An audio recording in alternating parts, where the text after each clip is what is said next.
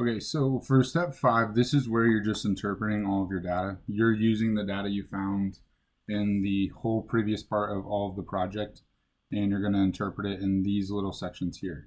So the first thing to notice is I have it broken down by categorical data, and then I have it broken down by numerical data.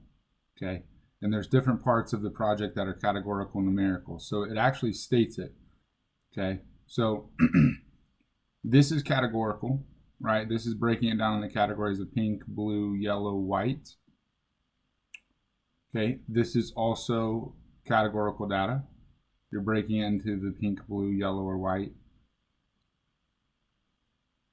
Okay, this part is where you're looking at the numerical data. So the data that is collected. Okay, you're going to come up with one number for the numerical part, and then one number for the categorical part, and then you're going to place them where it says 2 down here. So it says you're coming up with like a conclusion. Okay, a conclusion about the data. You're going to come up with what's called a prediction.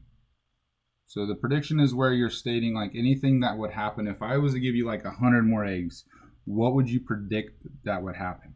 Okay, so you're predicting something in the future if I was to give you a lot more eggs.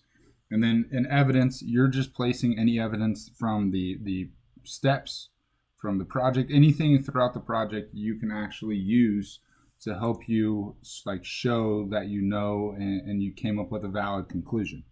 So you're using the categorical data, okay, for that part. And then you're going to do the same thing with numerical data, the mean, median, mode, and range, those numbers.